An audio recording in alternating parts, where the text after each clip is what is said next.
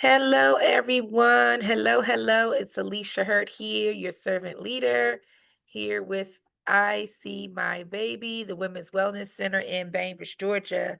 Today, we are talking to our support systems.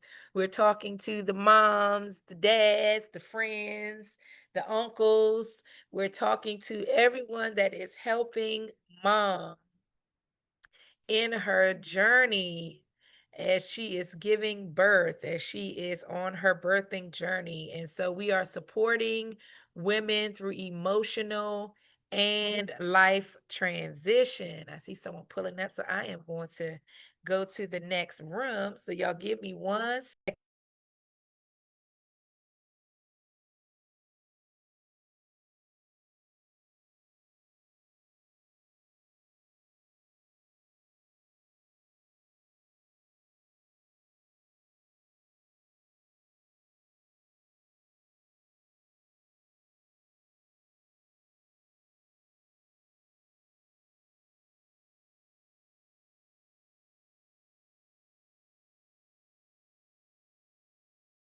All right, so let's jump right in. Again, my name is Alicia Hurt. I am the Executive Director and founder for I See My Baby. We support women overcoming infertility, a lack of faith, and depression. Um, and this is one of our series. And so we want to talk about life transitions. So life transitions are definitely periods that they disrupt your normal routines. They have so many emotions attached to them, whether it's, again, giving birth to a child, whether it's loss of a loved one, divorce or separation, a career change or job loss, or even if you're in the empty nest stage, you can identify with the support system class that we're getting ready to go through today. So please tune in if you feel like this information is valuable to someone in your network or that you know. Please share this information. Again, we focus definitely on pregnancy. However, you can work through what we provide if you're going through loss, divorce, separation, career change, or job loss, anything that disrupts your normal routine in life, because it's a transition and you need support in that. Support really matters. It really will make or break you because you'll be going through these emotions. You'll feel the devastation. You'll feel the unexpectedness of whatever the situation is. But having a village around you can help to bring you out of that emotional trauma, can help you process and get the support that you need. And you may not even see that you're going into a depression or you're feeling the anxiety, but if you have people around you that are good support systems, they can, in a very non-judgmental way, help you to understand, hey, this isn't you, and try to dig a little deeper to see what is going on. Sometimes you may try to isolate yourself and you may think, hey, no one understands what I'm going through. I definitely went through that. You may feel overwhelmed from the new responsibilities or the emotions that are attached to the transition in life that you're going through. You may feel fear, or have uncertainty about your future.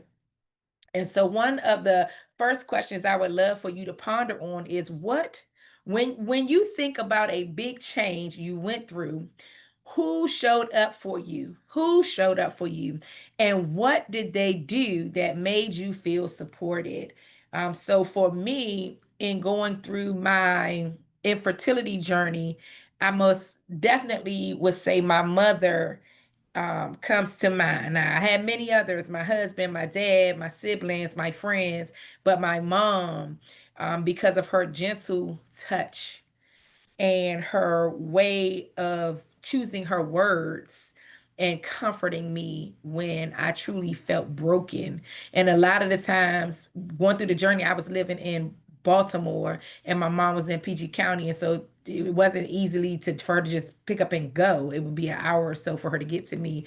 And so we had many a times on the phone and her just going through with me, just reassuring with me and just showing up for me and just being a listening ear, frankly, for me to process and just get out what was in my heart.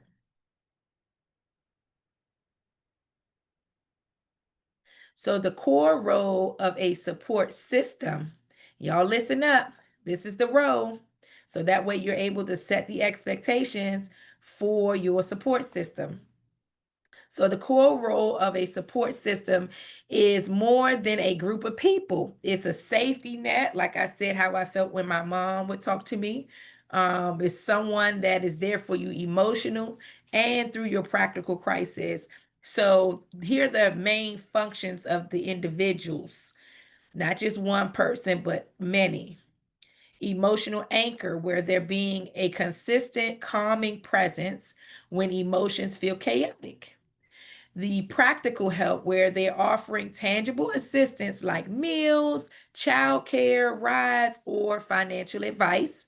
The encourager, like you can do this, right? You will overcome this. Speaking life, hope, and truth into someone's situation. And accountability partner, helping them stick to healthy habits and avoid destructive coping mechanisms. And I want to remind you that support is not about fixing someone's life, not someone that you can go to say, just fix me, make it all better, but someone that can help you to navigate. And it could just be a moment, just really feeling down and you just need that encouragement. You just want someone just to be there, not say anything, just to be a physical presence. You may want some to want to physically embrace you, right? But just to help you through it. And it's just about walking through it with you until you feel strong enough to walk on your own. So let's dive a little bit into support in each trimester, right? In each trimester. So whether it's grief, whether it's loss support, whether it's you navigating that pregnancy, that new job, or transitioning in life, right? Moving to another state like I did. That's a shock. That's something you have to overcome and process. Even if that's something you wanted, it's still something new that disrupts your routine. So, specifically, grief, right? It is a natural emotional response to loss. So, often those feelings are sadness, anger, frustration, guilt, and sometimes even numbness. Like, I don't even know what I feel. I don't feel nothing. I'm just numb, right? That is a part of the grief process. And sometimes you may feel them all at one time. You're like, why do I feel like this?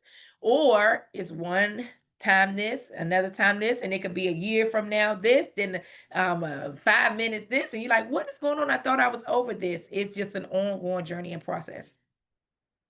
So, how do you support someone in grief? Well, I'll tell you. I'm gonna break it down in 4 ways, and we can definitely do a one-on-one if you need more support, more tools. We also have previously recorded classes on support system and also on our book to overcome loss and how to work through loss. We actually did a series on that book, but that is also in our class section in YouTube. So, how to support someone in grief. So, one, you want to show up consistently. You want to show up often because people get lots of support in the first week, right? When someone passes away or someone goes through something, even after you have your baby, it's like, oh, yep, yep, we're going to help, we're going to help. But then after that, it fades. It fades over time. And it's not intentional, it's just what it is. They go back to their lives. So you want to send messages, drop by, check in on them regularly. When you start to think of someone, reach out to them, send them a text. Like you never know what they're going through. You want to listen without judgment and allow them to share memories, vent with anger, or even cry without rushing to them to say, oh, you're going to be okay. It's okay. Like let them sit in their feelings because maybe they just need you to listen and need to just get it out. They just need you to they just need to get it out of them because it's been in their head, in their heart, in their body. They just feel it. They just need to get it out. So just listen. And you want to avoid cliches. Like when someone passed, oh, they lived a long life, oh, they're going to heaven. Like those are cliches. They're in a better place. Everything happens for a reason. Listen, we've heard all of those things, and you may be genuine when you say it, but try to avoid those cliches and really personalize it. And such, if you don't know what to say, don't say nothing. Just don't say nothing. That's it. Don't say nothing. All right. Just listen. Be there. Offer practical help. So bringing them something to eat, helping with laundry, offering rides to appointments to just show that you care and that they do not have to walk it alone. Grief has no expiration date. Again, it can take years. Every time someone's birthday comes up or anniversary or something special, you may just start to feel, you're like, what is it? It happened to me this year. And I was just like, what is going on? And I was like, oh, it's because my mom's birthday's coming up. It's anniversary time. And then for me specifically, it was our family vacation time. We always travel to Florida. And it's like, oh, we're not doing that this year. It's different. That's what's going on with me. So, um, a woman might still need your support weeks, months, and years later. Yes, yes, yes.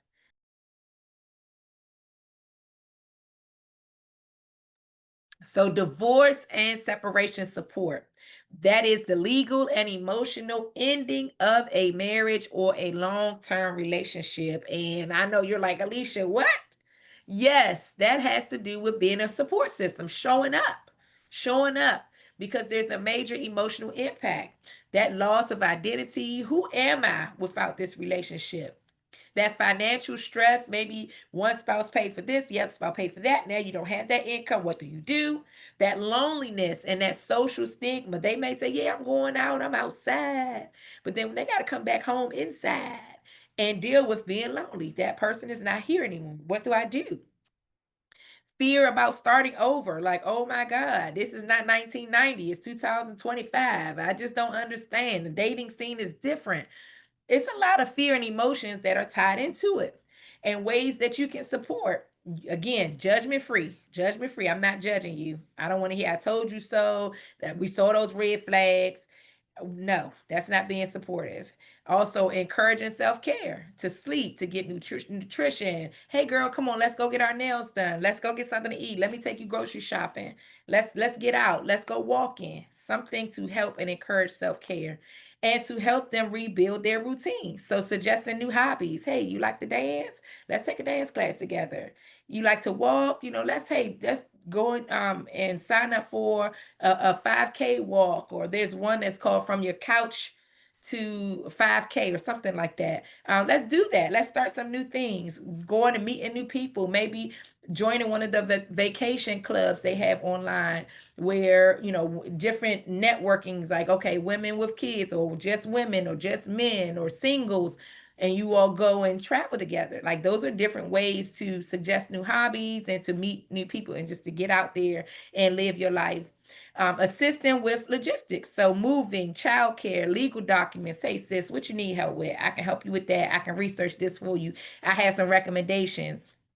And don't push it on them, but make suggestions. And you know your person, you know who you're supporting, at least you should. So that way you know what boundaries not to cross, and how to couch those discussions. Career changes, again, and job support. If you just lost a job, a transition, a lot of government workers have lost a job. So this definitely is timely information for you to be there and support. Transitioning from a new career and a loss of job, you've done this for 20 something years, 10 years. It's just different, like the financial uncertainty, the loss of that routine and that purpose. I'm used to this hour traffic. I get that I don't miss it, but actually I kind of do, because it was a part of my routine. I used to listen to this radio station, or, what do I do now? How do I fill in that time, right? What is my purpose now that I'm not working on that job? Low self-esteem. Like, man, I done lost this big job with these big acronyms, and that's who I was. That's how I identified with myself, and how I said, saw my success, right? So what do I do now? Now that I'm not working or trying to figure things out. So how do you help someone like that? Well, you validate their feelings, because it's real. Like, you did just lose a job. However, it's not a failure. Like, this is just a fork in the road, and you got to go another route. And you can continue on and move past this. Many people have done it. And help them brainstorm options like networking, building up your skills, maybe take a class, maybe do something on the side, or even open up your own business. Like, what do you like to do? What is your purpose? What is something that you say, I can do this every day and it won't feel like work, and I'll feel like I am fulfilled? Okay, how can we monetize it and replace your income, or even increase the income that you got from that job? Be their cheerleader and remind them of your past accomplishments and your potential. Like, you got that job based on what you know and who you are. Why can't you either get another job or start your own? Practical aid. So maybe offering to, hey, let me review your resume. My sister-in-law did that for me years ago, and I still use reiteration of her resume that she created. And it was actually federal resume style, but I love it. And everybody was like, I've never seen this kind of resume. I'm like, it's for federal jobs, but I like the way that it's formatted. So hey, ask them, can I do it? Can I look it over for you? Can I brush it up for you? Maybe watching their kids if they have kids, or watching their pets if they have pets while they're on interviews or they're going out. Maybe, hey, let's go shopping and find an outfit. And maybe not even saying going for brand new, since there may be financial uncertainty. How about we go and we thrift shop? Like, that's a lot of fun. Let's piece something together. Let's spend the day out and let's go to the different places, consignment shops and thrift stores, Salvation Army, and let's piece some stuff together, right? Just some way for them to connect and to just get out there and not just get stuck in a rut. So empty nest stage support, right? Even though in this picture she feels free, she's like, they're gone. Yes. However, the house is quiet. You feel lonely. All right. So if you are married, it's like, all right, now we got more time together. Okay, we're a little different. Oh, we got to get back to knowing each other. The dynamics of the house is different, right? How do we make that shift? Well, if you're the support person for them, then you need to acknowledge the transition. Like, okay, enjoy the freedom, right? You can't say that if they're not feeling like this lady in the picture. Don't say that. Like, read the room, read the room. And then encourage them about new passions. Again, similar to the last slide, different hobbies. Maybe you can start devoting time in your community and volunteering. Like, if you're in Bainbridge, come volunteer. We need volunteers all the time. Traveling, hobbies, also promoting connection, like inviting them to events and groups, and check in regularly. They might be more isolated than they appear. Like, they could put up a good front, but if that's your friend, you already knew. And so you just call them on it and say, hey, come on, let's go out. Let's do something together to really help them to get out of that funk and start feeling like that lady on the slide. Free, yay, live life. So for emotional first aid, what to do and what not to do. Be consistent. Please do that. Even a quick text says, I'm here. I'm here for you. I'm thinking about you. I got 2 texts today and I was like, I needed this, and a phone call. I was like, Lord, thank you, because I needed it. It has really helped me to just take a weight off of some things that I have been carrying. So you just never know how much that message with me, hey sis, how you doing? Like, what? Offer small ongoing help instead of just one big old grand gesture, right? Just small little things. One of my sisters here in the community, she bring these little stickers with messages on it, and I have one somewhere in my office. Here it is, right here. And so here's one, and it says, take care of yourself so you can take care of everything else you want to take care of, with the flower. And I thought that was so sweet. So sweet, so sweet. So, like, the little things, it means a lot. You don't have to do these big grand things. Like, this means a lot. And now I can refer to it anytime that I need to be reassured that I have to take care of me, prioritize my self-care so that I can do everything else and show up for everybody else.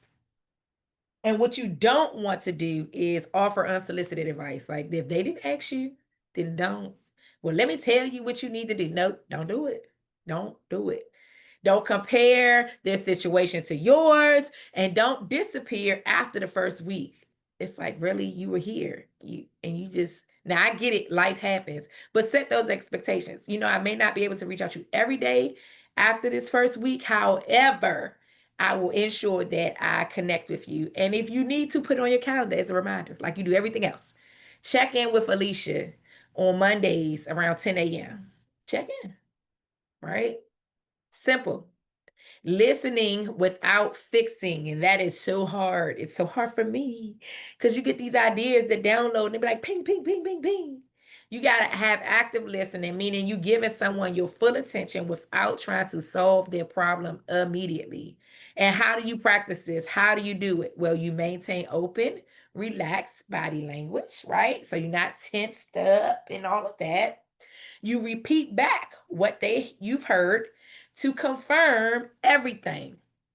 And then you ask open-ended questions like, how are you coping this week? What's up, girl? How's it going? Tell me. How they say it now, spill the tea. Tell me, clock this, how they do that. However, y'all talk to each other. The whole point is to open up the discussion to hear what's going on and to resist the urge to jump in with a solution unless you're asked. So she may say, oh, I've been crying so much. Just keep listening, because maybe at the end of that, she comes up with her own solution to what to do. She just has to process it all the way through. Now, building a circle of trust. This is a big one because you can have all the people around you and say, I have all this support, right? But do you trust them? Are you able to talk to them and know that that information is in a sealed vault and won't go back to the next coffee and tea and lunch, right? You have to have trust. It's a small, reliable group of people who can be counted on for emotional, spiritual, and practical support. So the steps to build one will be first identify and have discernment on who is trustworthy, right? And be clear about your needs and your expectations. You start off the conversation with like, it's me and you talking, sis. It's just me and you and nobody else. And they may say, well, why do you keep saying that? Because I'm setting expectation. I want to make sure you understand that it's me and you. And reciprocate it. Give as much as you receive and keep in regular contact. And that means a lot. Like I said, if you need to put it on your calendar, reach out to April, reach out to Patricia, then do that. Do whatever you need, because in this busy, fast-paced environment, it's easy to forget about people. And it's like, oh man, don't charge it to my heart, charge it to my brain. But how many times can you say that? So you got to be intentional about staying connected and supporting. And that self-care check, self-check, asking yourself questions like, am I showing up consistently? Am I listening more than I'm talking? Ooh, that's one right there. Okay, that landed. Am I offering help that's actually needed? And am I caring for my own emotional health while helping others? The same with the sticker I just showed you. You got to take care of your house before you go trying to clean up somebody else's. So, in closing, I want to summarize. Make sure that your support is about presence, patience, and empathy. If you have those three things in the forefront, it will land like it's supposed to. You will know what to say and what not to say. It will be genuine. And remember, small acts can have a lasting impact. It does. Like, this is a small act that has a lasting impact on me. And some people may say, oh, it's just a sticker. It is not. That's why I keep it. It is not. And finally, I want you to think of one woman currently going through a life transition and write down 3 concrete ways that you can support her in the next 7 days. So that's my challenge to you. In the next 7 days, that one woman, find a way, 3 things, just 3, that you can help to impact her. Remember, it could be small things now. Could be small things. One of my sisters in Christ, she has a TikTok. I love seeing it, how she's going to her sister and doing little random things. And I'm like, that is so neat. Those are small acts, right? And that can help to build your bond. It's great content too, but it is great entertainment. But in a support system, it's great acts to show up and say, hey, sis, I'm there for you. I'm here for you. I see you. I love you. I appreciate you. And if you need more information, if you're interested and you're like, oh, what else does I See My Baby do? You can go to our website at iseemybaby.org. You can go email us, schedule some time, come and tour the facility, 310 South Scott Street in Bainbridge, Georgia. We offer counseling and therapy. We have safe spaces for groups. We actually meet every Friday with Miss Patricia McNear, intergenerational lunchtime. And you can be any age, any situation, any background, you name it, just come and have real conversation. And build the sisterhood here in Bainbridge. We also partner with Miss Deborah Brock for massage therapy and body work. We have programs and classes such as this. We have them virtual and also in person. We have healing retreats. We have doula services. online services, and yoni steaming. We do yoni steaming here. We have 6 throne chairs, and we also have at-home kits. So if you do not feel comfortable, if you're not in the area, you can purchase a at-home kit and still receive the coaching that we offer to help you on your journey navigating life's toughest challenges. And as you can see in the slides today, it's not just childbirth, it's anything that disrupts your normal routine. You can use these principles and these tools to help you and to support you. All right, you guys, I love you. Have a good day on purpose. Take care and thank you for tuning in.